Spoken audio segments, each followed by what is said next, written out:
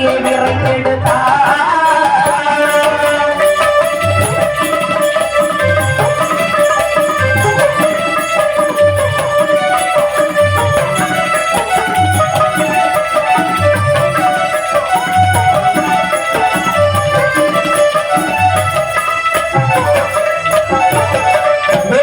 உடைமையும் புத்தன்னு சொல்லி விழுந்திடுமா கிணற்றிலே கையில் உடைமை கிணற்றில் விழவே கையில் உடைமை கிணற்றில் விழவே கரையில் அவர் விழுந்தார்.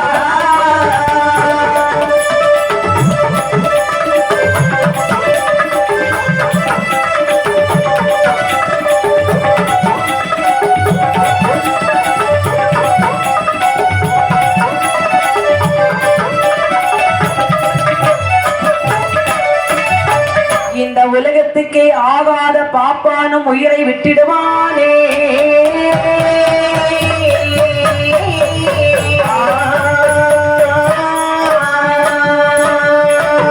பாப்பானும் பாம்பு கடித்து செத்தாய். ஆமா, 3 பேருடைய உடலில் இருந்து உயிர் பெறுகின்றது. 3 பேர் பிறந்தாங்க. ஆமா, அவர்கள் உயிரானது புரிந்தது. இந்த 3 பேருடைய உயிரும் கைலாச மலையிலே வருகிறது. சரி, அந்த கைலாச மலையிலே வந்து 3 பேருடைய உயிரானதும் போன கையிலே பெருமாகவே சென்று அதை சென்று அந்த கொல்லாத பாவியும் அண்ணனும் தங்கையுமாக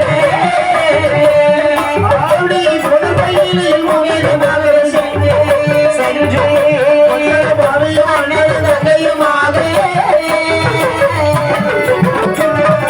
ஆதிசிவனார் இருக்கும் கைலாசம் பாவியை அப்பாளர் இல்லைன்னு சொன்னார்.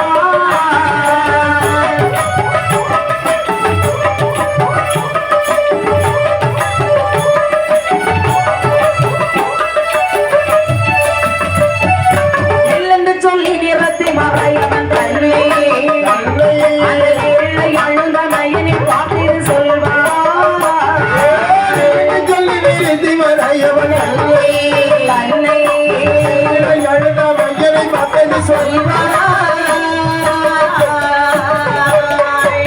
மூன்று பேரோட வீரம் கைலாச மலையில் வந்து பகவானை அடிவணங்கி நிற்கின்றாள் இந்த லட்சுமியானவள். அப்படி இனிமேலையும் கையமர்த்துகிறார் ஆண்டவன் சிவபெருமான்.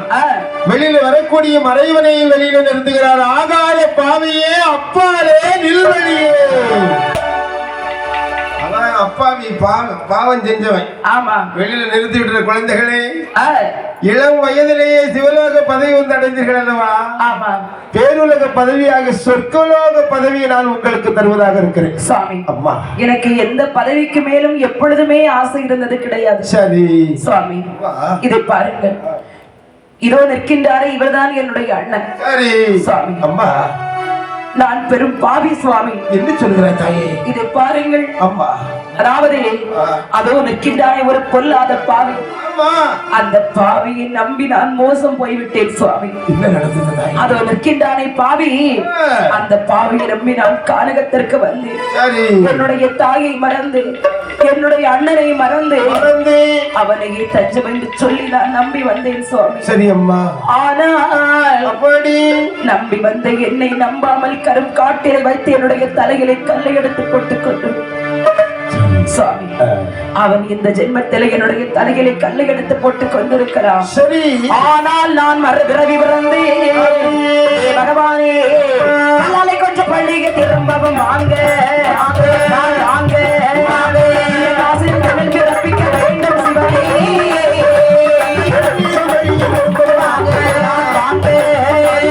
பிறப்பிக்க வேண்டும் சிவனே.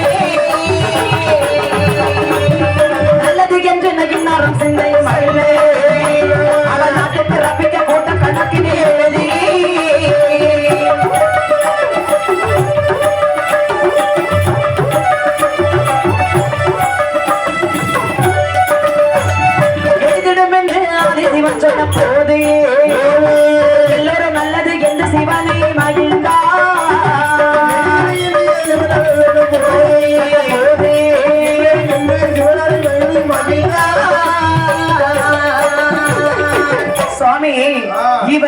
ஜென்மத்திலே என்னுடைய தலையிலே கல்லை எடுத்து போட்டு கொண்டிருக்கலாம். சரி, ஆனால் நான் மறு பிறவி பிறந்து இவனை என்னுடைய 2 கைகளால் நான் பழிக்கு பழி வாங்க வேண்டும். சுவாமி, இவன் அல்ல, இவனை போல் எவனும் எந்த பெண்ணையும் ஏமாற்றக்கூடாது. நான் பட்ட வேதனை எனக்கு மட்டும்தான் தெரியும். சுவாமி, எனக்காக உயிரை விட்டார் என்னுடைய அண்ணன். நானும் என் அண்ணனும் ஒரே தாயின் வயிற்றில் ஒரே சோலில் மறுபடியும் நாங்கள் அண்ணன் தங்கையாக பிறக்க வேண்டும். அப்படியே செய்து தருவேன். அந்த வரத்தை மட்டும் எங்களுக்கு தந்தால் போதும் சுவாமி. இருவரையும் அப்படியே ஆகட்டும் என்று சொல்லி கைலாத மாமலையிலே கையமர்த்துகிறார் ஆண்டவன் சிவபெருமான். அந்த கைலாத மாமலையிலே ஒரு கணக்கு பிள்ளை ஒரு ஆள் இருக்கிறார். செலவு பார்க்கணும் பார்த்தீங்களா? எழுப்பி ஓடிட்டார். அதுதான் சித்திரகுப்த நயினார். அந்த சித்திரகுப்த நயினாரை வரவழைத்தாரே பகவான்.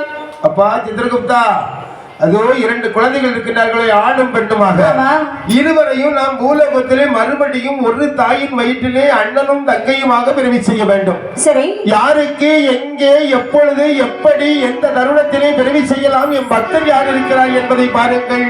பார்த்து விட்டேன் ஐயா. எங்கே இருக்கிறது? ஏட்டை புரட்டி பார்த்தேன் பாத்தீங்களா? சரி. சோழவள நாட்டிலே செம்பியனும் திருத்தேவியும் குழந்தை இல்லாமல் நெடுநாளாக வாழ்ந்து வருகிறார்கள். பக்தர்களா? ஆமா. சரி. அவர்களுக்கு குழந்தையாக கொடுத்தால் என்ன? அப்படி விதிக்கணக்கு உண்டுமையானால் அவ்வண்ணமாக விதிக்கணக்கில் எழுதி அமையுங்கள். வெளியில இருக்கிறார் அல்லவா ஒரு பூசாரி? ஆமா.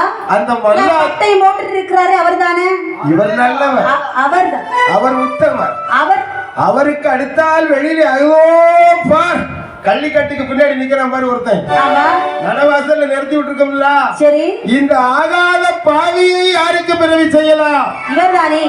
காவிரி பட்டணத்திலே மாணாக்கன் செட்டிக்கு மகனாக கொடுத்தால் என்ன? என்னன்னு நீங்க என்கிட்ட கேட்க கூடாது. அதாவது நீங்க தான் சொல்லணும். சரி, இவன் வந்து பாவம் செய்தவன். அத சொல்லுங்க. நான் இன்னால் இருக்கிறான்னு சொல்றேன். நீங்க பிறவி செய்யும் சொன்னா பிறவி செய்யலாம். அம்பண்ணமாக விதிபாக்கி உண்டுமையானால் அப்படி அமைக்கட்டும். சரி என்று தேடி கைலாச மாமலையிலே இங்கு மூமியருக்கும் விதிக்கணக்கை எழுதி அமைத்தார்கள். இப்படி பிறவிகள் ஆகக்கூடிய சமயத்திலே சோழனுடைய மனைவி திருத்தேவியானவள் அப்படியே தன்னுடைய கணவரிடத்திலே சொல்லுகின்றாள், ஏ மன்னா, ஏனோ நமக்கு மதலை ஒன்றில்லாத பாவம்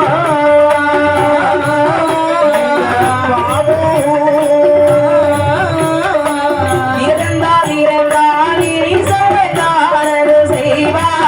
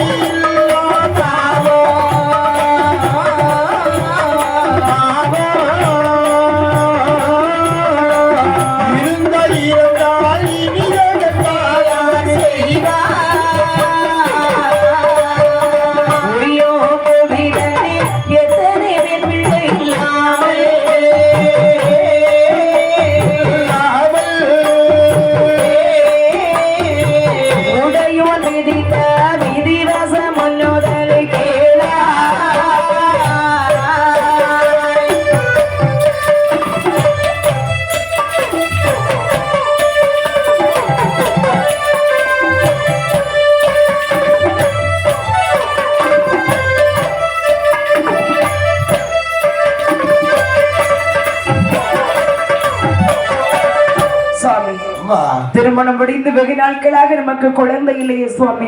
அம்மா என்ன செய்வதம்மா? இது பாருங்க, ஒரு குறையும் யாருக்கு வைக்கல, எந்த பாவமும் மனதுல நினைக்கல. இருந்தாலும் ஆண்டவர் நமக்கு கை குழந்தைக்கு அருள்வாக்கியம் தராமல் இருந்திருக்கிறார் சுவாமி. இத பாருங்க, குழந்தை இல்லைன்னு வீட்டுக்குள்ளே இருந்து கவலைப்பட்டு எனக்கு ரொம்ப கஷ்டமா இருக்கு. அதனால இப்ப என்ன செய்யணுங்கிறேன், இத பாருங்க, ஒரு சிவபெருமானை நினைத்து ஒரு பக்தி பாடல் அவரை பாட சொன்னால் மனதிற்கு கொஞ்சம் இதமாக இருக்கும். ஆகட்டும், நீங்க சொன்னா நான் வேண்டான்னு சொல்லவா? இனிய காலம் கேட்கக்கூடிய வேளையிலே ஆண்டவனுடைய மந்திரம் சொல் நம்முடைய காதிலே விழும் பொழுது இதமாக இருக்குமல்லவா, நம்முடைய மனதில் கொஞ்சம் சந்தோஷப்படுமே என்று சோழராஜன் தன்னுடைய மனைவியை அழைத்துக் கொண்டு ஆண்டவன் சிவபெருமான் இருக்கப்பட்ட சன்னிதானத்தில் வந்து ஆண்டவனை ஒரு மனதோடு வணங்கி கும்பிட்டுக் கொண்டிருக்கிறார்.